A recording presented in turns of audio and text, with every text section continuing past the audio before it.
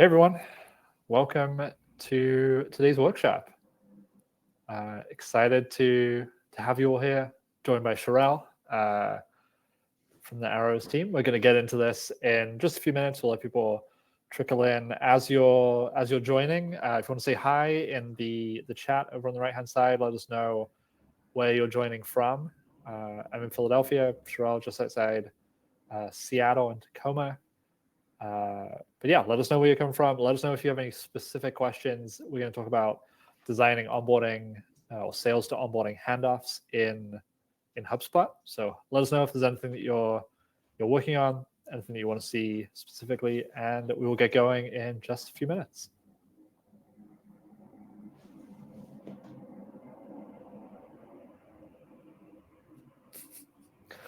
Great question, John. This is new for us. This is contrast. Get contrast. .io,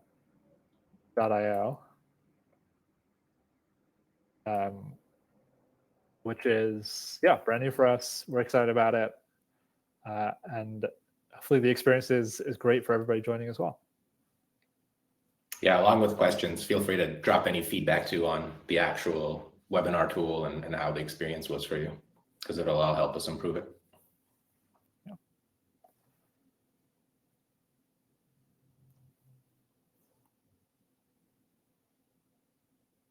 Andros joined from Belgium. Yeah, late in the day for you. Thanks for being here. Feel free to drop your role as well as you come in. Let us know where you're from, what you do there.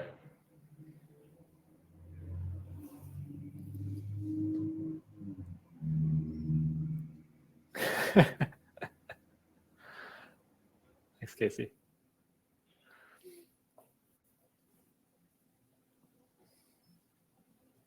If it's negative feedback, though, please direct it to Sherelle. Story of my life. Bring it my way. Yeah. All right.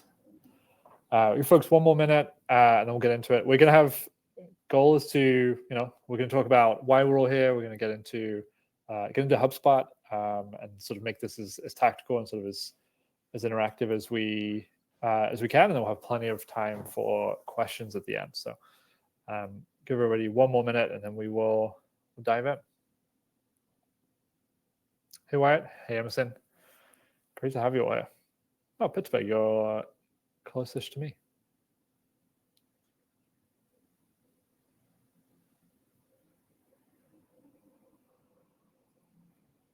All right, what do you say, Sherelle? Should we get into it? Let's do it. I'm ready. All right. Well, first off, thank you so much for joining us, everybody. We're going to talk about how to design effective sales to onboarding handoffs in HubSpot. Let's talk about all the things that we're going to cover today. We'll start out with some really quick intros. We'll get into some of the problems that we often see when it comes to handoffs, some of those sort of common challenges that come up. We're going to talk through some principles that we sort of think about, sort of a framework, if you will, for how to think about improving handoffs. And then probably what most of you are here for, how do you actually go about implementing that system? How do you build that system in HubSpot for more effective handoffs? And then, as I mentioned, plenty of time for questions at the end. One thing that I do want to call out is that we will be sending the full recording to this workshop after it is finished.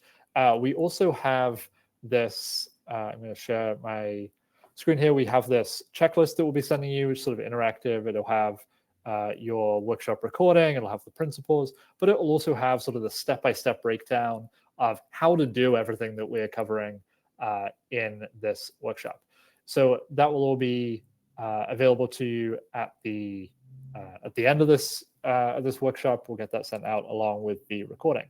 So first off, I want to mention intros, who we are. So we're Arrows is the company that we're hosting this from. Arrows is a collaborative onboarding tool built for teams running on HubSpot.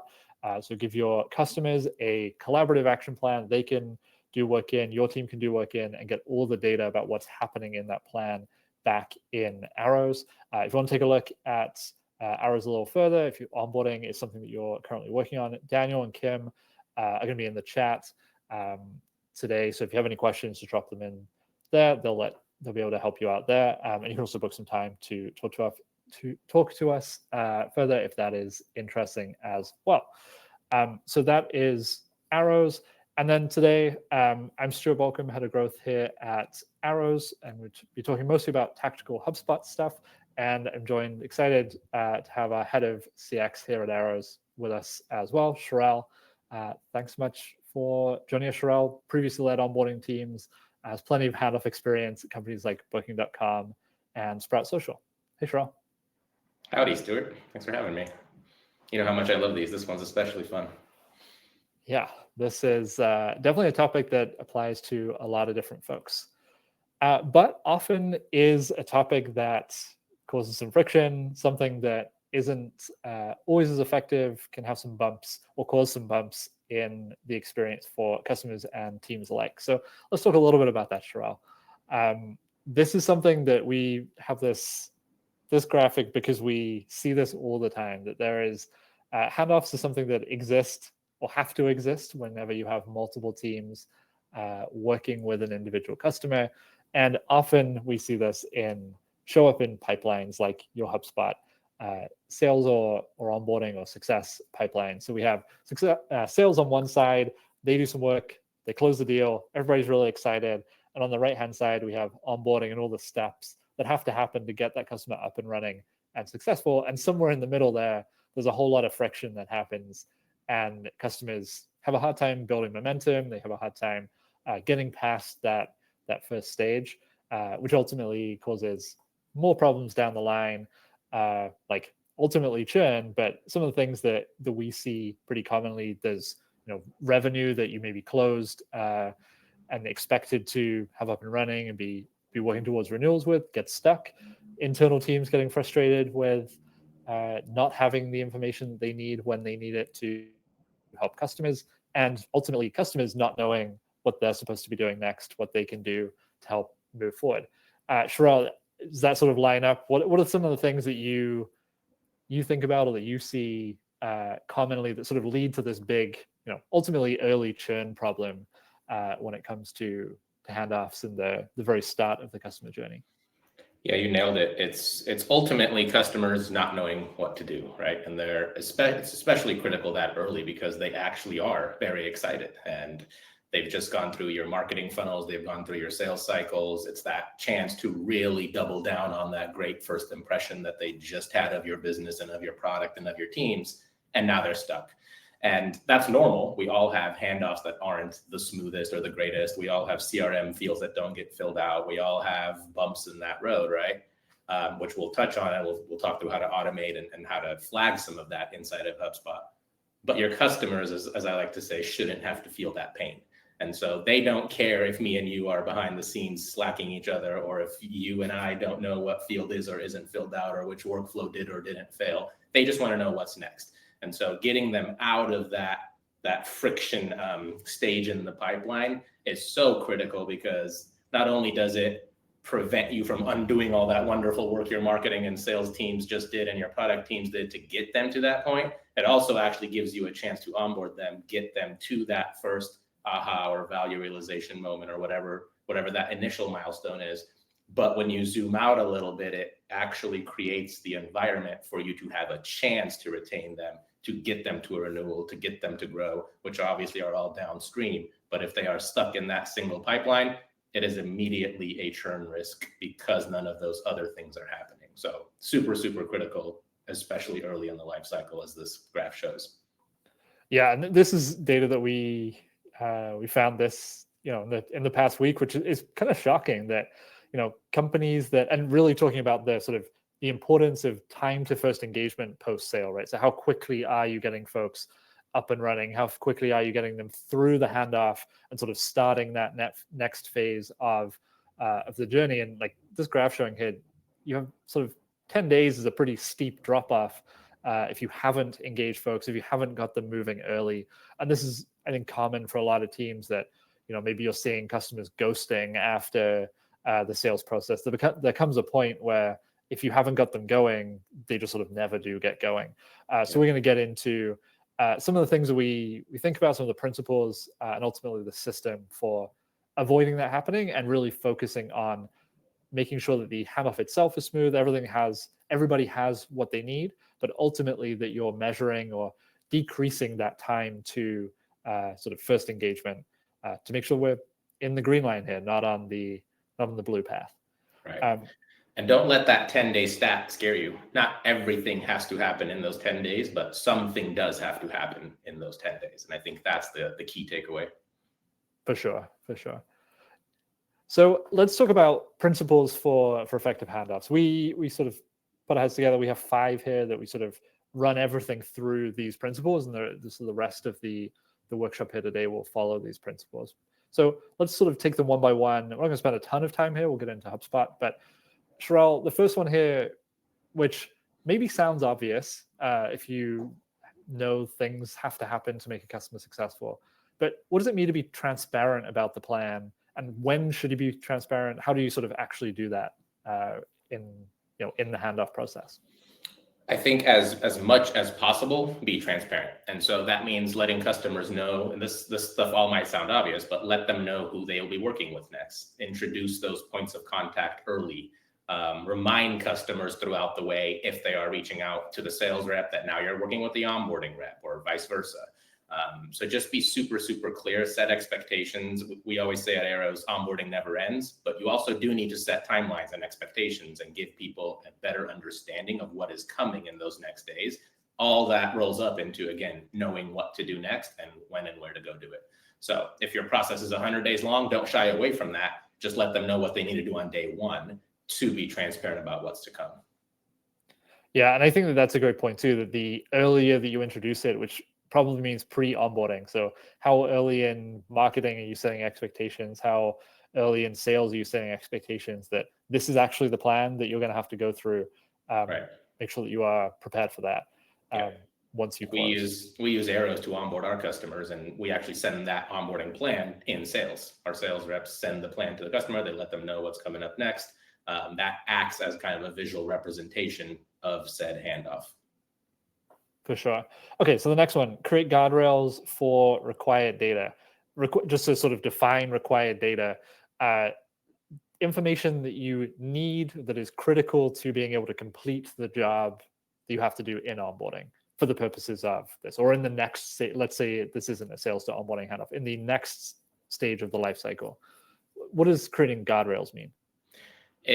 Customers hate repeating themselves. I was actually just chatting about this on LinkedIn the other day. And that means if you capture their goals in a marketing form, make sure that's stored in a CRM. If a sales rep is asking discovery questions, make sure that's stored in a CRM. If an onboarding person is asking what their goals and challenges are, again, make sure that's stored. And that is all to be able to tell a customer, I heard, or I read, or I understood this is what you're trying to do. Is that true or not? If yes, great. They don't have to repeat themselves. If no, great. You're getting now new information that should also be stored inside of that CRM.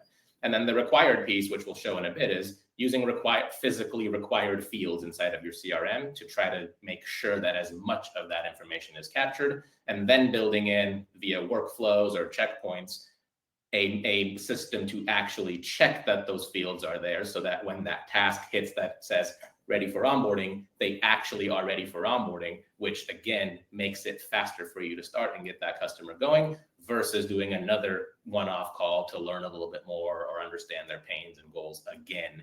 And I've had customers literally tell me in the past, don't you have a CRM where this information lives? And so those kinds of moments really make you double down on setting those guardrails up to make sure that that customer has the best chance to keep making progress.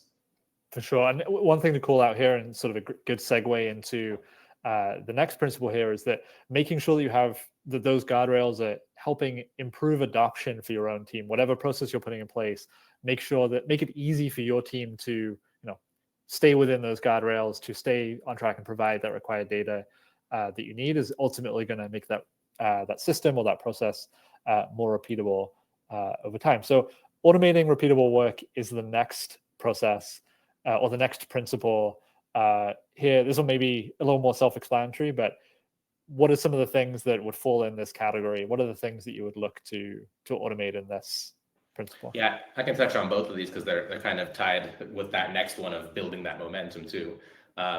When it is automated, it is not slowed down. There's less room for those gaps to happen and those breaks in that life cycle to happen. So using workflows to, for example, create an onboarding deal or ticket once it has hit closed won in the sales pipeline. Using workflows and automations inside of HubSpot to create those tasks that need to happen when follow-ups need to happen. Using products like Arrows, for example, to be able to put a plan quickly in front of a customer based off of a foundational template that has most of your steps, and personalization tokens like you see in HubSpot to fill in those plans to make it unique to a customer. So anywhere in your process, if you're finding yourself annoyed and frustrated by doing the same thing over and over manually, odds are your customers are also feeling frustrated and annoyed because they're waiting for you to do that thing over and over manually. So the less of those moments you have, the faster you get to point 4 here, which is helping customers build some of that momentum. Once you build some of that momentum, now we're getting into adult psychology of learning. That boost in, I did this, oh, I got one thing closer, oh, I'm one step closer. And this all goes back to another workshop we do about just having aligned outcomes with customers, which is, capturing those goals early, having required fields. If you get a customer closer to their goal, even one tiny step, that builds momentum and that will keep them going forward. Yeah, for sure. And I think that's a great call out too, that the automation removes delay or removes the potential for delay, right? If a customer closes or something happens at 5:01 p.m. when everybody has left, the automation potentially means that, at 5:02, they can take action, they can do the very next thing versus having to wait, 12 hours essentially, or however many hours it is, until the team is back at the desk and able to jump in and sort of unblock them on that next piece of work, which does tie nicely to prioritizing customer momentum. As Sheryl mentioned, what are the small wins that you can get quickly? What are the little things that you can do that sort of build on each other to ultimately get you closer to the outcomes that customer is trying to reach? But the earlier that you can get a win, the earlier that you can start stringing wins together, the easier it is for customers to build momentum. And the more momentum they build, the less likely they are to ghost, the less likely they are to disengage, the less likely ultimately they are to churn.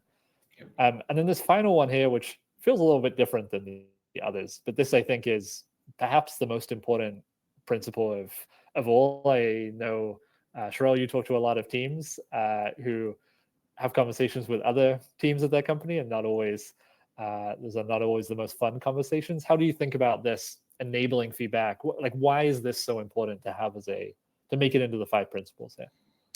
Feedback's my favorite topic of all time, so I had to sneak this one in here. But it is how you optimize the process. It is how you make it better. There is no world where any of this improves if your internal teams are not talking and you are not cross-collaborating. It is that simple in my mind. That is a tough thing to do, but it starts by building an environment where that's prioritized and encouraged internally. So get the heads of your departments together and make sure you're talking about where those gaps are. If the same question keeps coming up in onboarding over and over and over again, maybe that's an opportunity to have it answered proactively in sales. If you're noticing a bunch of tickets after 6 months of customers being live and it's the same topic and the same frustration, that's a great topic to teach during onboarding. If your sales reps are getting a continuous question being asked or a frustration about expectations being misset, maybe that's an opportunity to work with marketing to make sure your marketing site and your forms and emails and campaigns all align with that. So this is in my mind what being customer centric is, which is when all teams internally are actually working towards making that process better. That happening makes it faster to build momentum. That lets you know where those automatable pieces exist in your process. That makes sure that those guardrails don't get missed. And overall, that's just being transparent with customers, again, as to what wasn't working so well and what we are working, and making sure that future customers have the most transparency and the most likelihood to drive that momentum. So although it might seem obvious and a little out of place, it really is the foundation that the rest of this is built on. And having that kind of cross-departmental, even if it's a monthly check-in, quarterly check-in, whatever that looks like, it will improve the teams working together, which ultimately drives customer satisfaction and moves those customers faster through your process. For sure. Okay, I want to call out one thing here.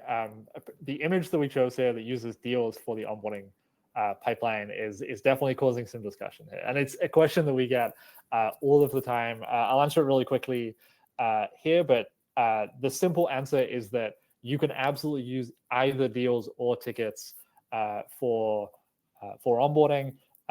Having onboarding in a pipeline in HubSpot is the main thing. There are some reasons. I know Daniel's hopped in the chat to sort of provide some reasoning why you might use one or the other.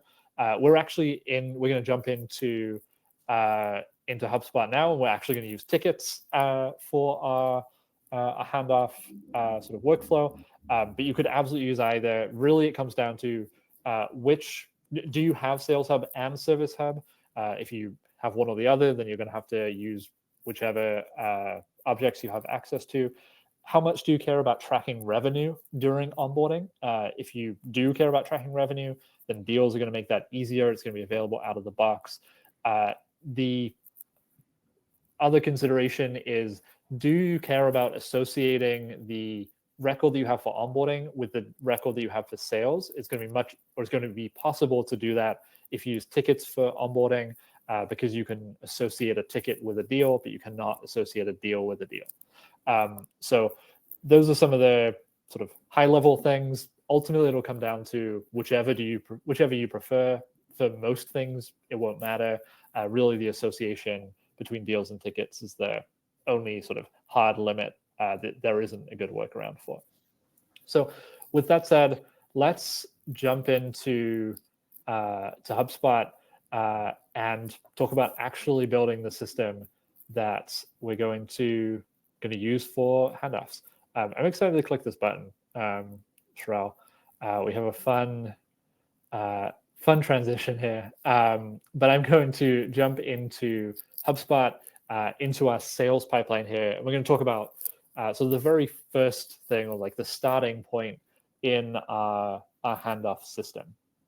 So Sherelle, feel free to jump in at any point. You already mentioned that handoffs and onboarding start pre-onboarding, right? So we're starting in the sales pipeline here. And the first thing that we're going to talk about is using required fields to put some guardrails in place, help make sure that we're capturing the information that we need to move on to the next stage in the life cycle. So if I go ahead and move a deal to close one here, and these properties will absolutely be different for everybody, for every business. In this particular example, imagine we're an email provider or an email tool, and the information that we need to know in onboarding or want to know to have a smooth and successful onboarding process, we want to capture what are the success metrics for this particular customer. How many email sends do they currently have? So this first one is good to know because, as Sherelle mentioned, we want to be able to verify that we're working towards the same goals that the customer has stated. We would probably hope for a little more detail here, but having a field that is required is a good sort of starting point. In this case, we're asking for email sends. One of the reasons for having a field like this, it could be for arrows, for example, it's how many customers do you onboard in a month.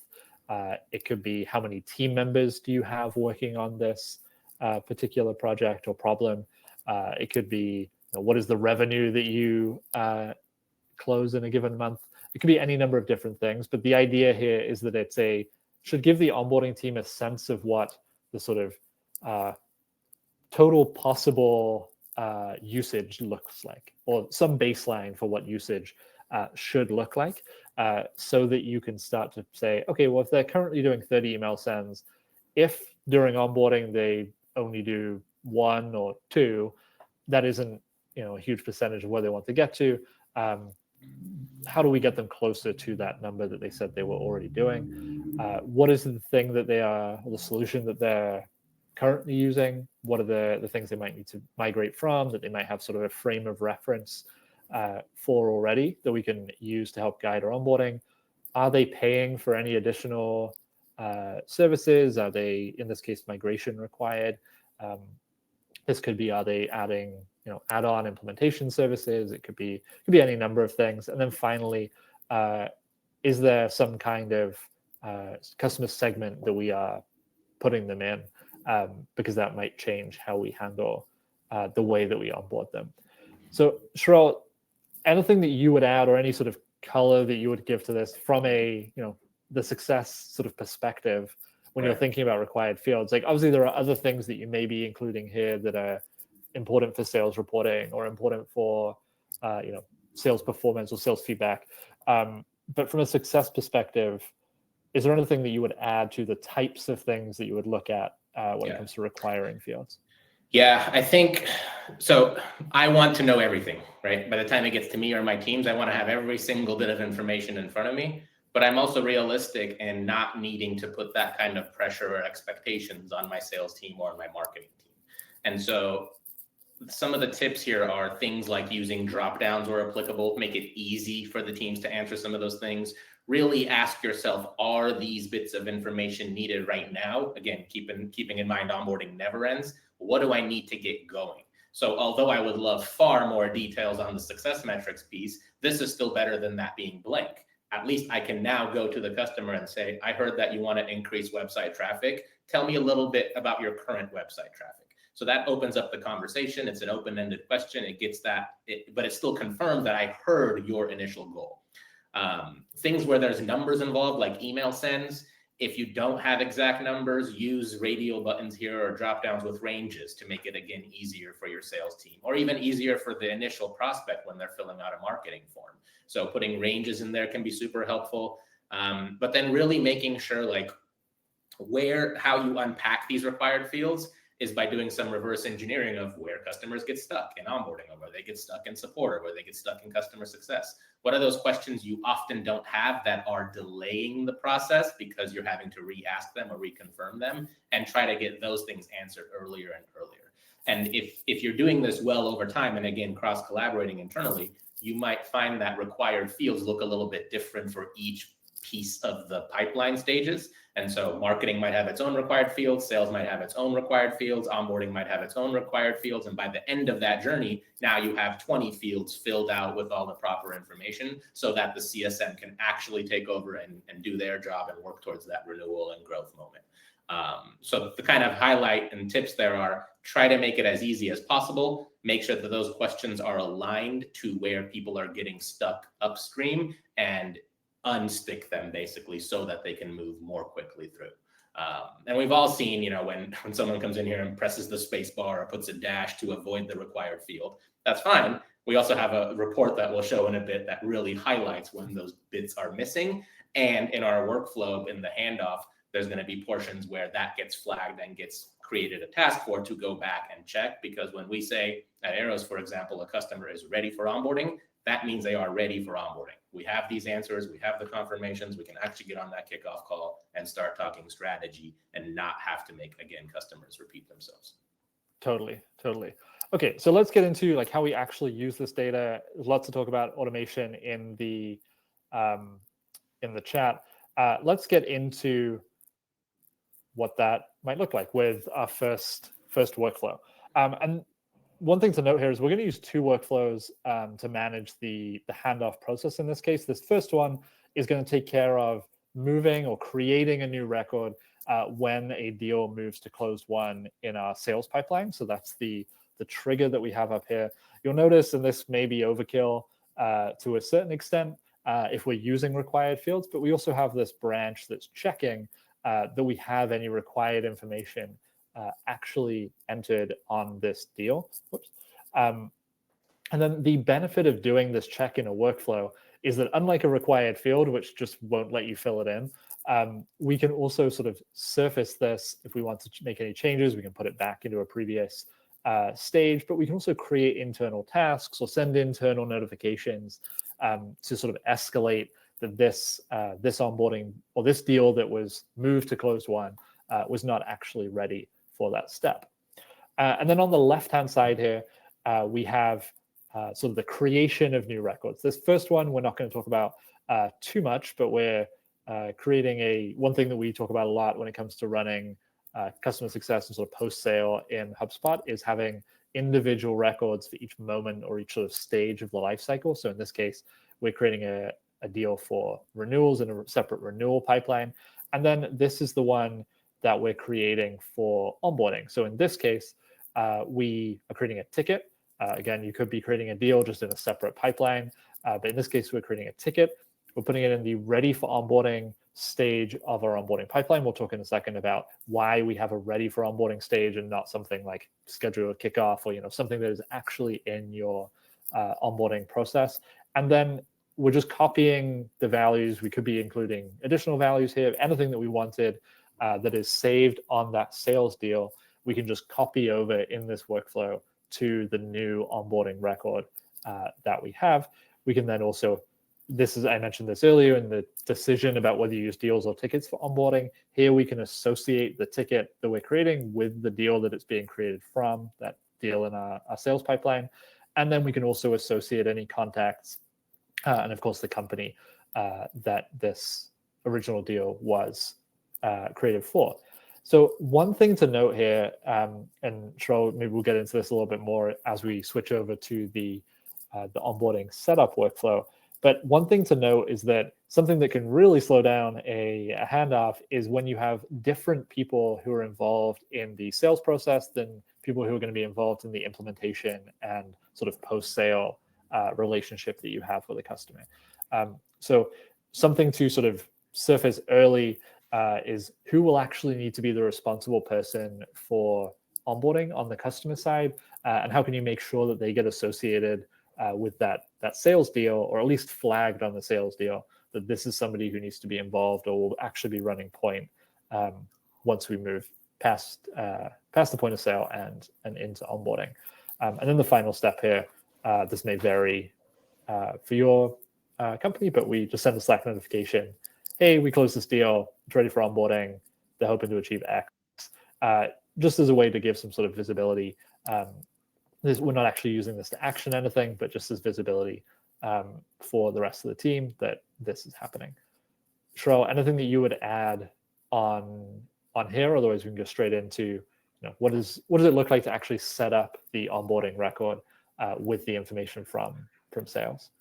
No, I think you covered this part really well, but there's a question from Elise that I'm going to put up on the screen because I'm assuming a lot of people have this thought. But asking around, does it make sense to have multiple pipelines for onboarding or kind of building intelligence all into one?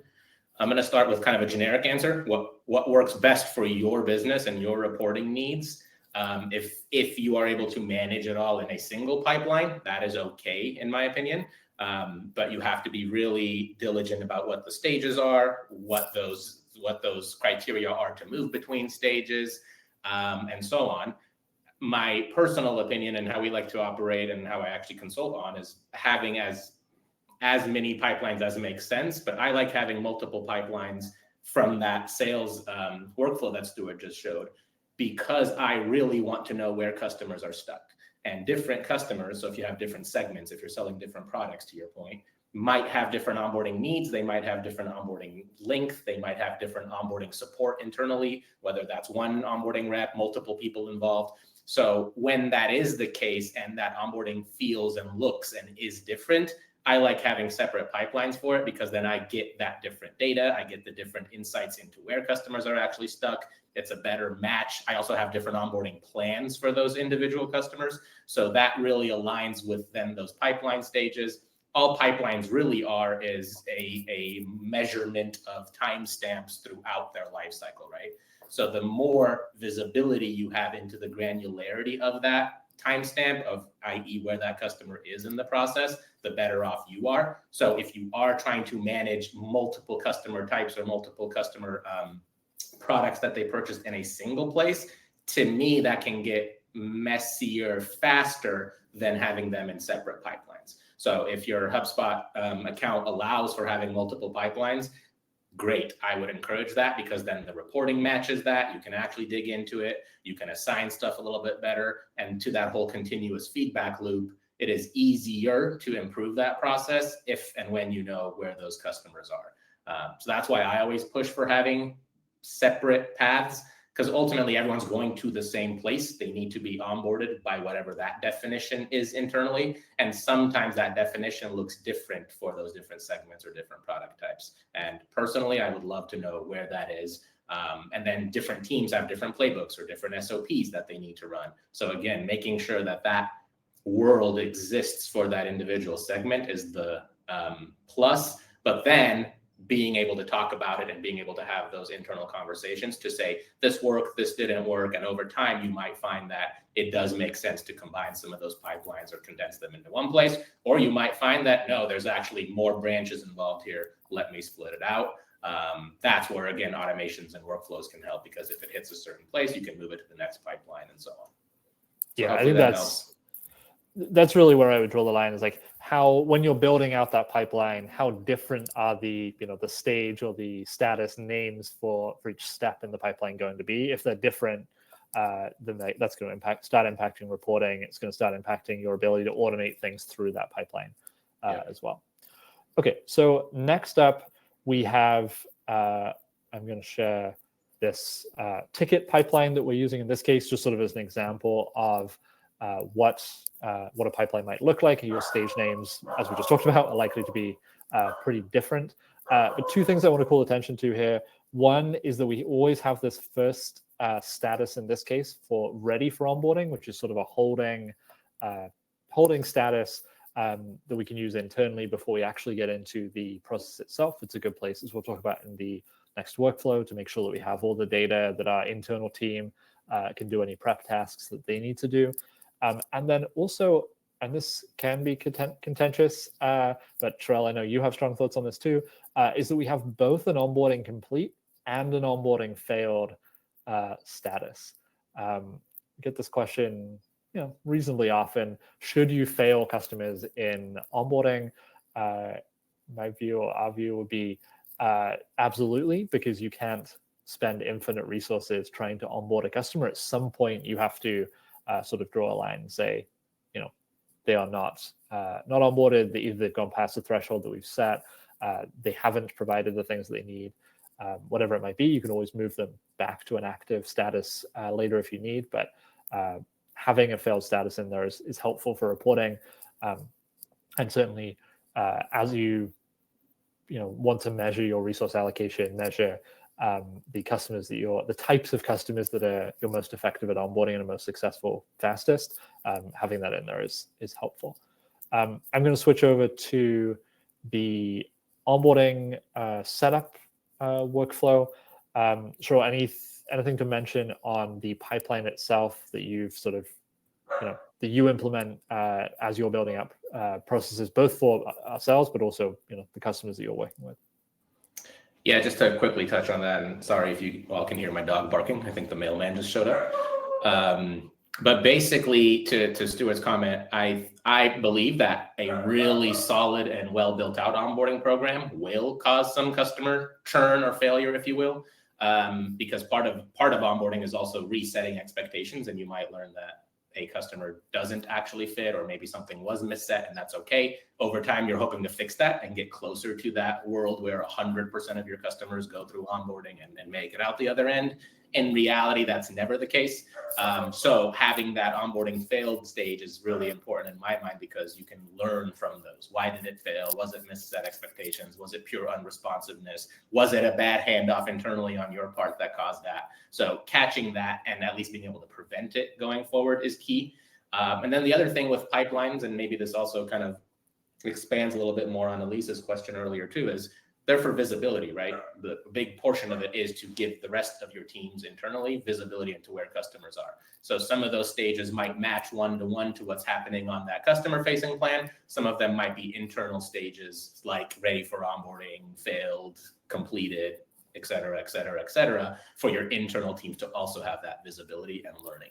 The goal is, if a sales rep sends a customer my way or a prospect my way, he or she shouldn't have to constantly follow up with me or Slack my team or ask questions, because they should be able to go to the pipeline and see exactly where that customer is and then open that deal or ticket or open their plan and really know the granularity of it. So having those stages kind of be more in line with where the customer really is in the process, I think is super valuable over time, because it helps you figure out where they're stuck and optimize again, like we said.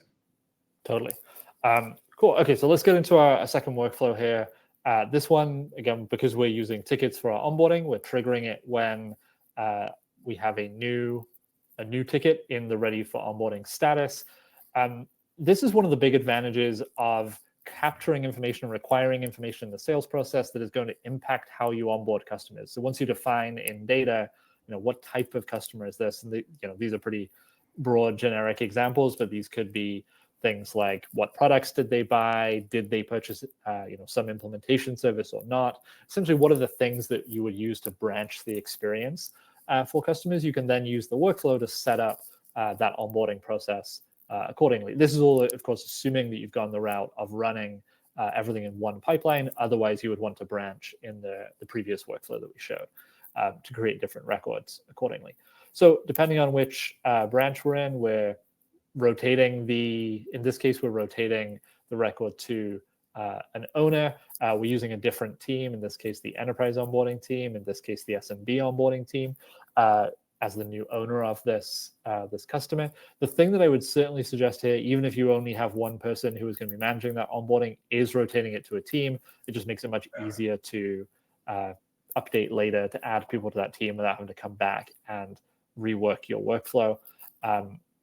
Final thing here, or the additional thing here, is that if neither of these things are set, we are creating an internal task to sort of escalate that, make sure that it's assigned to somebody who can go and resolve the problem. Because of course, if we don't know what the persona is in this case, we don't know what to do, what type of onboarding to make sure that they get. The thing that we are doing once we have a new owner is we're creating, in this case, we're using arrows to create a customer-facing plan for that customer. And we're going to show what that looks like in a moment, because that really is a big piece of sort of that enablement of the customer and the transparency of the process that we talked about in the principles, is making sure that the customer has a place that they can see what is the plan, what are the things that I need to be working on to keep making progress. We take the link to that plan, so that that's how the customer would access it. They don't actually create an account, but they need the link to go to access the plan. And we make it available as a property so that we can, in this case for SMB customers, so that we can automatically send the welcome email. We talked earlier about using automation as a way to reduce delays in the process. This is a great example of that.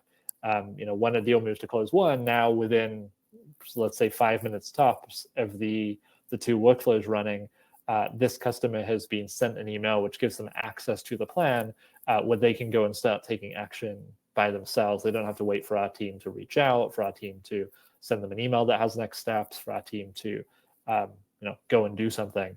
It's all automated. They can start making progress and building momentum right away.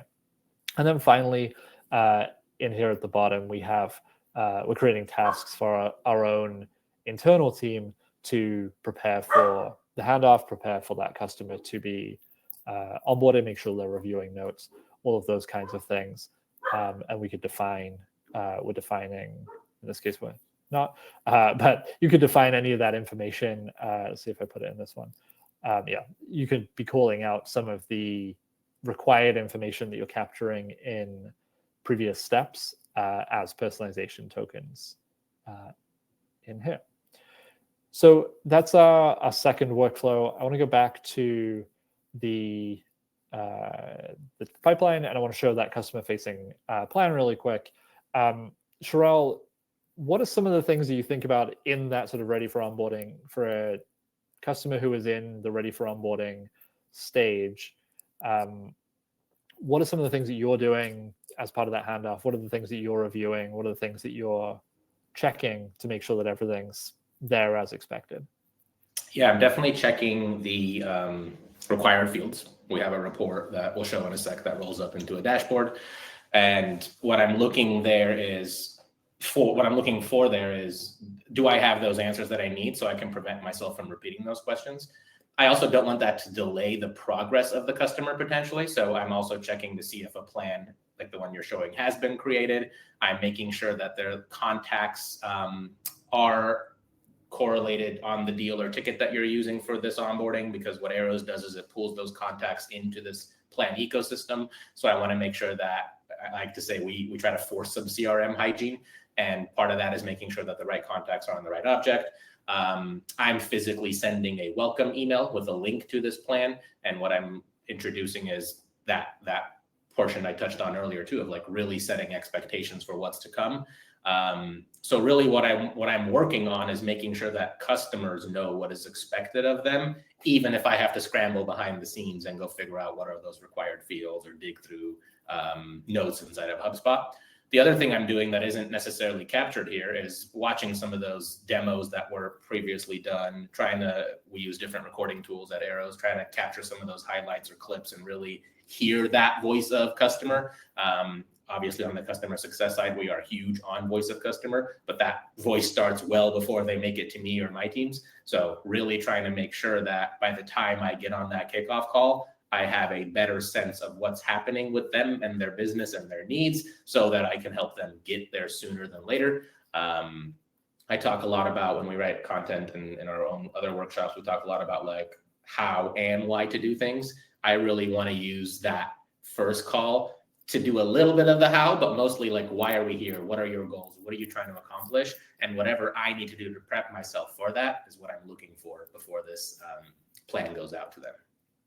Yeah, I think the one thing I want to mention here is that this plan, and we sort of have talked about this all the way through, this plan starts early, right? The first step in this this onboarding plan is actually a sales task, or sort of, the very end of the sales process. So this is maybe a task that you're coming in internally and just marking complete, and then sending the plan to the customer. So they already have, they've already made some progress. They can go in right away, do this next task, which is scheduling a call. They can go ahead once they've done that and move on to the next thing, or this idea of building momentum and having visibility into sort of what's coming up, what they're going to be working on throughout the process. This is, of course, I'm opening this as an internal person inside of HubSpot. The customer is getting a link to that plan that they can go and access. Conscious of time here, we want to make sure that we get to reporting. Anything that I know, obviously we're somewhat biased here in that Arrows is a product that we're in all the time. What are some of the other ways, even if you're not using Arrows, what are the principles you're thinking about when it comes to laying out that next step, or the first step, if we're about to go and look at a report on time to engagement? What are some of the thoughts that you have, or you make sure customers actually go and do that thing? Yeah, great question. Whether you're using Arrows or not, however you're putting information in front of customer, whether that's a Google Doc, a spreadsheet, an email, we are all a little bit guilty of this, of trying to jam everything into a singular step or a singular task, and information overload is very much prominent inside of onboarding. And what you want to do is try to avoid that as much as possible, because you want to build some momentum. So make some of those earliest tasks easy, make them achievable. Things like schedule your kickoff call, explain the why in everything. Why are we scheduling a kickoff call? What's the value to you, the customer? We are going to confirm your goals. We're going to review your process. We're going to align on your strategy. Those calls are about them as much as we try to make them about us. And we all have business goals and business needs and KPIs and metrics we all have to hit. All of these actions should be oriented around what your customer needs to do to make that progress. So if you're going to send an email and you have 100 tasks, like I said earlier, that's great. Don't list all 100 in that email. List the first one for them to go do, or maybe a couple of the first ones to go do, and then really emphasize the why and make sure that why is really catered towards their desired outcomes and their desired goals. So giving them that chance to build some of that momentum early, and being honest and transparent about what is to come. I never shy away. Customers will ask me all the time when we're building and crafting their onboarding process together, should I shorten this? Should I remove stuff? But what you're actually doing is just jamming more stuff into a singular place. which does two things. It likely will delay progress from happening because now I'm staring at this form that has 100 inputs I need to fill out, and potentially I don't know all those answers and I have to go ask the team. So it's slowing things down. And what it's also doing is, again, not giving me really good visibility into where that customer is actually stuck. So if you've jammed 20 things into a single email, I don't know where you're stuck in that email, which means I don't know what to fix. I don't know what to optimize. I don't know who to go talk to internally to get that unblocked. So make it concise, make it simple, and really make it actionable. If you're putting something in front of a customer, make sure it's something that they need to do to get to their first milestone or their first value realization moment, so that they can keep coming back and coming back and coming back. If you do that right in the first couple days, couple weeks, you will have plenty of time to layer in your advanced features, your premium features, all of the optional knowledge base and help center stuff you want them to go read. Don't lead with that. Lead with the things that they came for. Then give yourself a chance to layer on all that other information. Totally. Okay, so let's switch gears a little bit to reporting. We mentioned this at the very start with the importance of time to first engagement when it comes to actually ensuring retention over time, not having that sort of post 10-day churn impact that we looked at in the graph. So what we have built out here are just sort of a few of the reports that we have put together, and this is a good a good way to set it up is have a handoff specific dashboard that you can pull up at that quarterly or monthly meeting that Sheryl mentioned, where you're building that continuous feedback loop. Take a look at the impact, like what is actually happening in our handoffs. Are we getting better at moving the needle on the things that we care about? And in this case, we're measuring time to kickoff scheduled. We're looking at time here. We'll get into this a little bit. The big thing here that we're showing is over time based on when a deal closed. So essentially some kind of cohort, right? Like the month by month deals that are closed. How long did it take on average to get that customer to book their kickoff call? We have the bars being average, the line being the max days in the period. So it's sort of a good way to see, like, overall, which way are we trending? Are we actually improving month over month in terms of our process? And of course, if we have a KPI or a measure that, let's say that our goal was, or the thing that our target was sub 5 days, for example, we're not great over here. We're okay in a couple of months, but not consistently below that. I mean, we're pretty close. But we're right around that number. But this graph sort of gives you one place to look at our progress towards those things. And if I go in and look at how we built that, and we'll give you the full breakdown of this. This is one of the reasons why I wanted to share the sort of plan, like the checklist afterwards, so that you have how to go set all these things up. But we're essentially taking the close date of this account.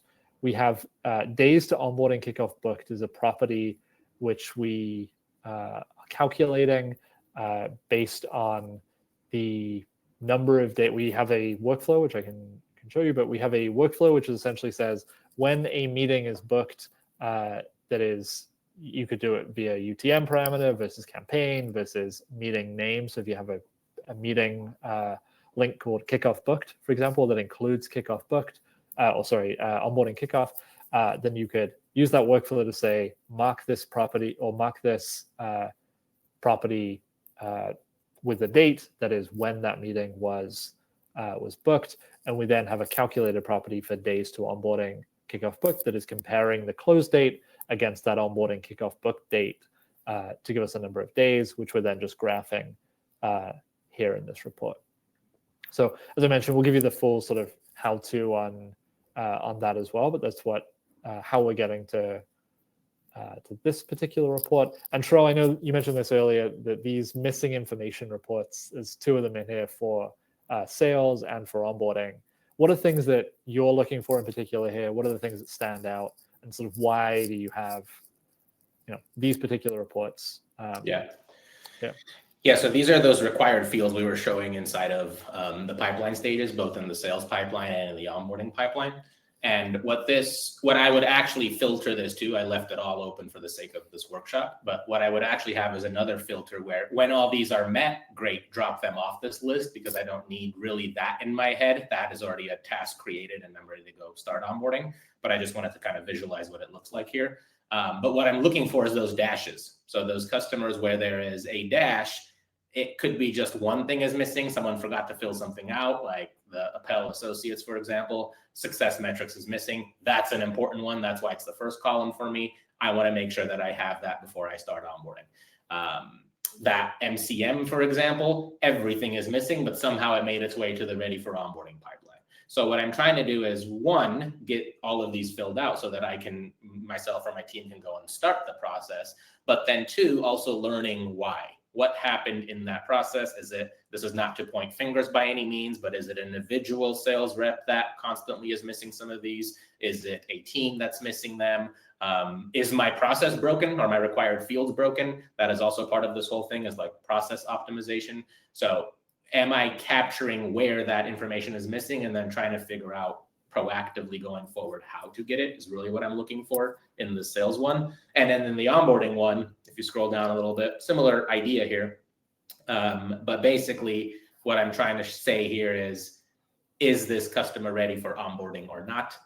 When all those three things are true, yes, they probably are ready to get started. Let's get going. When some of those are missing, they might be in that stuck friction column of my ready for onboarding and not making progress. And the sooner I can get this, the faster I can go. Behind this, what I would also do is trigger tasks, for example, to go follow up on each of these things and make sure that the answers are there. And so by the time they get here, in an ideal world, this is kind of the difference between that filter up top and the actual report. In theory, these 5 accounts have all of those required fields filled out. The onboarding task has been created for them. And this is just letting me know that they actually are ready for onboarding. So if I'm a team manager, I can go assign them. If I'm an individual rep, I know that these are ready for me to go get started on. And then behind this is a filter that says, when those things, when these tasks get completed, drop them off this list. So in my day-to-day, what I'm trying to do is keep this list as minimal as possible, because that means I have personally not slowed down that progress for customers to start onboarding and get going.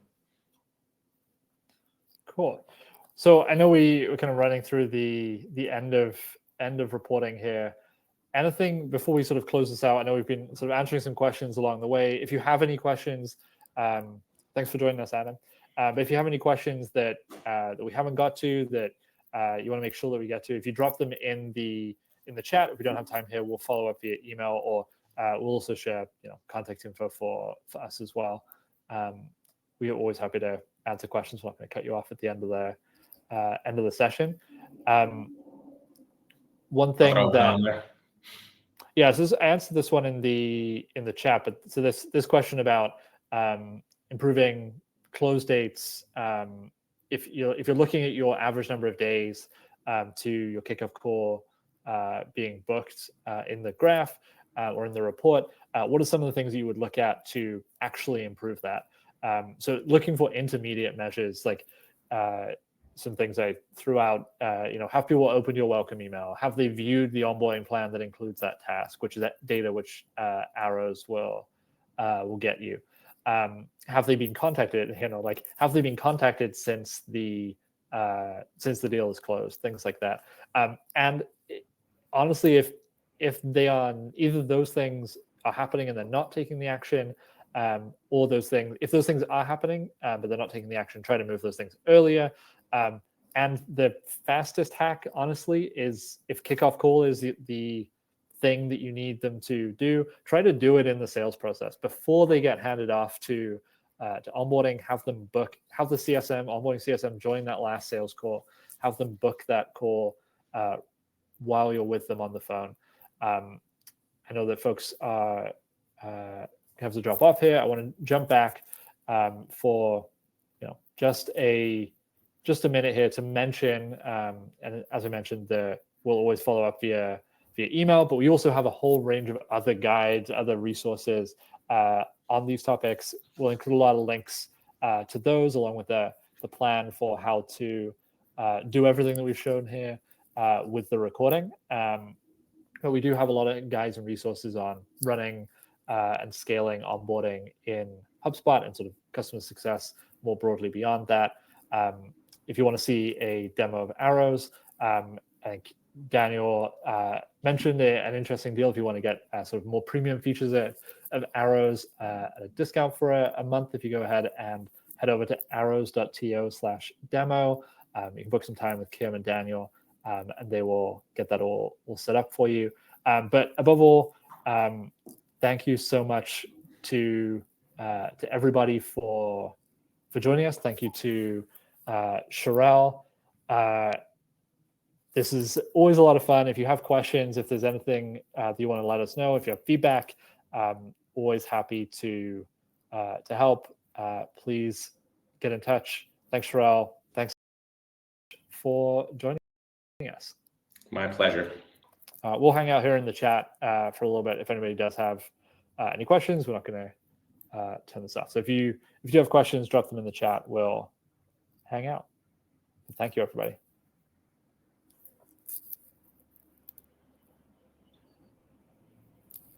Thanks, Joe. It's always fun seeing happy quotes. And Joe, while you are revamping that process, also keep in mind you don't have to revamp it all in one day. Like, it is a lot of everything we showed is a lot of work. There's a lot of things going into all these workflows and automations and pipelines and templates.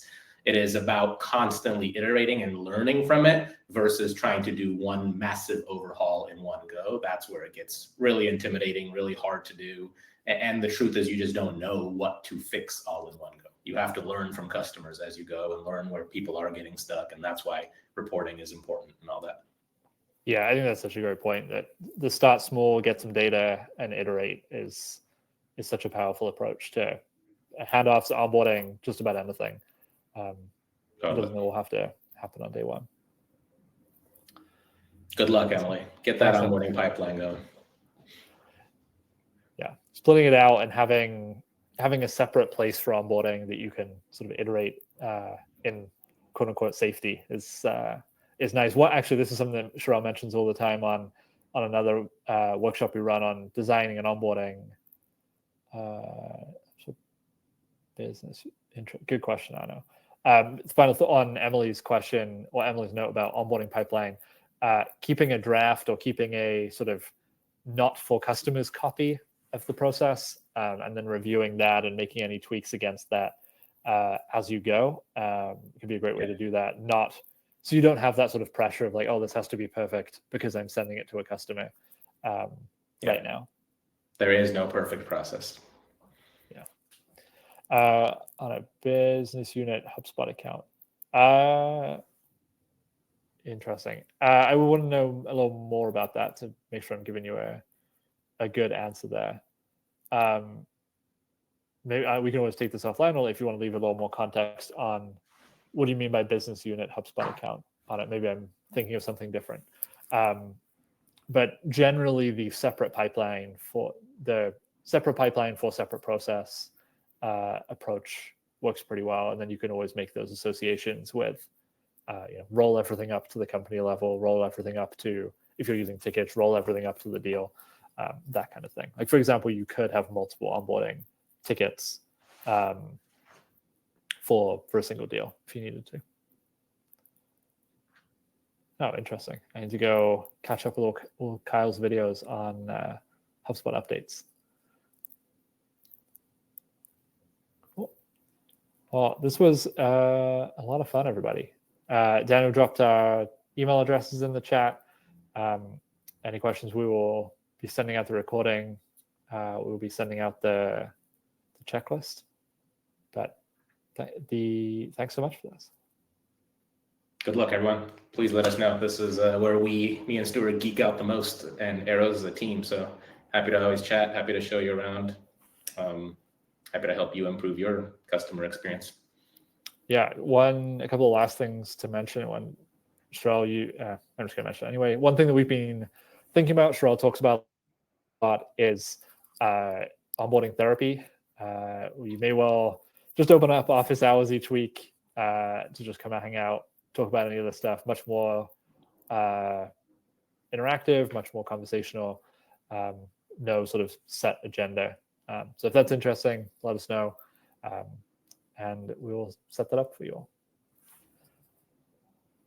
Thanks, everyone. Have a great rest of the week.